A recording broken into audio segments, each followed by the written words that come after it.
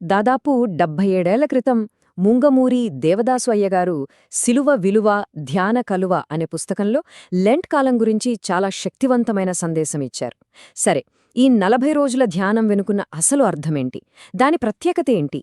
ఇప్పుడు ఆయన మాటల్లోనే ఈ పవిత్రమైన ప్రయాణాన్ని మనం మొదలుపెడదాం. అయ్యగారు ఈ ప్రయాణాన్ని చాలా సూటిగా, మనల్నే నేరుగా ఆహ్వానిస్తూ మొదలుపెట్టారు. ఇది కేవలం ఏదో చదివే విషయం కాదు, మనమే స్వయంగా ఒక అనుభవంలోకి అడుగుపెడుతున్నాం. మనమిప్పుడు ఒక ప్రత్యేకమైన చోటులోకి, పూర్తి ఏకాగ్రత అవసరమైన ఒక ప్రదేశంలోకి ప్రవేశించామని ఆయన మనకు గుర్తుచేస్తున్నారు. ఆ ప్రదేశానికి ఆయన పెట్టిన పేరే శ్రమల గుడారము. లెంట్ కాలానికి ఇదొక అద్భుతమైన రూపకం. గుడారం ఎలాగైతే తాత్కాలికమో ఈ సమయం కూడా అంతే. కాని ఇక్కడ చాలా లోతైన దృష్టి పెట్టాలి. అంటే మన రోజువారీ జీవితం నుండి కాస్త పక్కకొచ్చి పూర్తిగా దేవుని శ్రమలపై మనసు పెట్టడానికి ఏర్పాటు చేసుకున్న సమయం అన్నమాట. ఇప్పుడు మనందరికీ ఒక ప్రశ్న వస్తుంది. మిగతా పండుగల్లాగా కాకుండా ఈ ధ్యానానికి ప్రత్యేకంగా 40 రోజులెందుకు? అసలు దీని వెనుక ఉన్న కారణమేంటి? అయ్యగారు దీనికి చాలా స్పష్టమైన వివరణ ఇస్తారు. ఇక్కడే అయ్యగారు ఒక చాలా ముఖ్యమైన తేడాను మన ముందుంచుతున్నారు. చూడండి, క్రిస్మస్, ఈస్టర్, ఆరోహణము ఇవన్నీ చాలా ఆనందకరమైనవి. అందుకే వాటిని ఒక్కరోజులోనే వేడుకగా జరుపుకుంటాం. కాని క్రీస్తు పడిన శ్రమల లోతును, దాని ప్రాముఖ్యతను అర్థం చేసుకోవాలంటే ఒక్కరోజు చాలదు కదా. అందుకే పెద్దలు దీనికోసం ఏకంగా 40 రోజుల సుదీర్ఘమైన ధ్యానం అవసరం అని నిర్ణయించారని ఆయన చెప్తున్నారు. అయితే ఈ శ్రమల గుడారంలోకి ప్రవేశించాలంటే ఒక నిర్దిష్టమైన మానసిక స్థితి కావాలి. ఏదో యాదృచ్ఛికంగా వెళ్ళిపోవడం కాదు. ఒక ప్రత్యేకమైన వినయంతో మనం సిద్ధపడాలి. సరే, మరదెలాగో ఇప్పుడు చూద్దాం. ఆ వినయానికి గొప్ప ఉదాహరణ ఎవరంటే విశ్వాసులకు తండ్రి అయిన అబ్రహాము. ఆయన మాటల్నే అయ్యగారిక్కడ మనకు గుర్తుచేస్తున్నారు. దేవుని ముందు అబ్రహాము తనను తాను ధూళిని, బూడిదను అని ఎంత వినయంగా చెప్పుకున్నాడు చూడండి.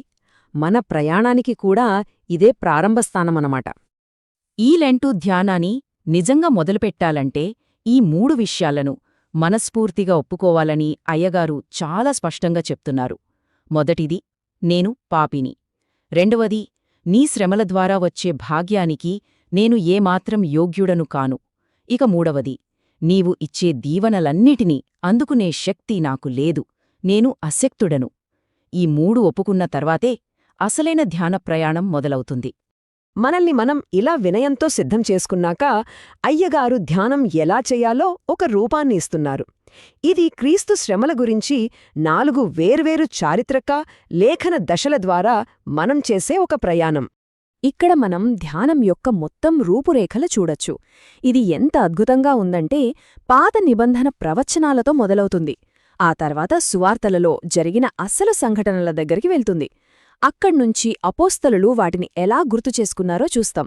చిట్టచివరికి ప్రకటన గ్రంథంలోని నిత్యత్వపు దృష్టితో ఇది ముగుస్తుంది. అంటే బైబిల్ మొత్తం కవర్ చేసే ఒక సంపూర్ణ ధ్యానమన్నమాట. మొదటి దశలో మనం మెస్సియా శ్రమల గురించి ఎప్పుడో పాత నిబంధనలో చెప్పిన ప్రవచనాలపై దృష్టి పెడతాం.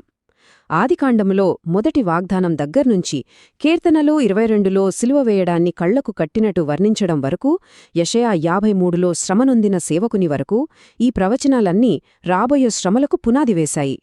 ఇక రెండవ దశ, ఇది మనల్ని నేరుగా ఆ సంఘటన జరిగిన కాలానికే తీసుకెళ్తుంది. 4 సువార్తలలో రాసి ఉన్నట్లుగా క్రీస్తు సిలువ వేయబడటం అనే ఆ చారిత్రక సంఘటనను మనం ధ్యానిస్తాం. ఆ ప్రవచనాలు ఎలా నిజమయ్యాయో మనం ఇక్కడే చూస్తాం. ఇప్పుడు మనం 3వ దశకొస్తున్నాం. ఇక్కడ అప్పటి అపస్తలులు క్రీస్తు శ్రమలను ఎలా గుర్తుచేసుకున్నారు, వాటి గురించి ఎలా రాశారో అనేదాన్ని మనం ధ్యానిస్తాం. పేతురు ఏమో ఆ శ్రమల వెనక ఉన్న ఉద్దేశ్యాన్ని వివరిస్తాడు. హెబ్రీ పత్రిక రచయిత అయితే క్రీస్తు జీవితమంతా రోదనతోనే గడిచిందని గుర్తుచేస్తాడు. అంటే ఆ శ్రమలు కేవలం ఒక సంఘటన కాదు, అది వాళ్ల విశ్వాసానికే కేంద్రంగా మారిందన్నమాట. ఇక చివరిగా 4వ దశ, ఇది మనల్ని నిత్యత్వంలోకి తీసుకెళ్తుంది. ప్రకటన గ్రంథంలో చూస్తే శ్రమ, మరణం అనేవి ముగింపు కాదు. అక్కడ వధింపబడిన గొర్రెపిల్ల ఒక విజయుడిగా, యోగ్యుడిగా నిలబడి కనిపిస్తాడు. ఆయన చేసిన త్యాగం చరిత్రనే కాదు, నిత్యత్వాన్ని కూడా మార్చేసింది. ఇంత లోతుగా, ఇంత కష్టతరమైన ధ్యానం చేశాక చివరికి మనం ఏం పొందాలి? దీని అంతిమ లక్ష్యమేంటి? ఇక్కడే అయ్యగారు చెప్పే ముగింపు మనల్ని నిజంగా ఆశ్చర్యపరుస్తుంది. ఈ ధ్యానం యొక్క అసలు ఉద్దేశ్యం మనల్ని బాధలో ముంచేయడం కాదు. బదులుగా అయ్యగారొక అద్భుతమైన మాట చెప్తారు. మన వినయపూర్వకమైన ధ్యానం ఒక రకంగా చెప్పాలంటే ఆ రక్షకుణ్ణి ఆదరిస్తుందట. మనం ఆయన శ్రమల్ని గుర్తించి కృతజ్ఞతతో ఉన్నప్పుడు ఆయన సంతోషిస్తారన్నమాట. దాని ఫలితంగా మనపై కృప కురుస్తుంది. అంటే శ్రమల గురించిన ధ్యానమే కృపను పొందే దారిగా మారుతుంది. ఎంత గొప్ప ఆలోచన కదూ!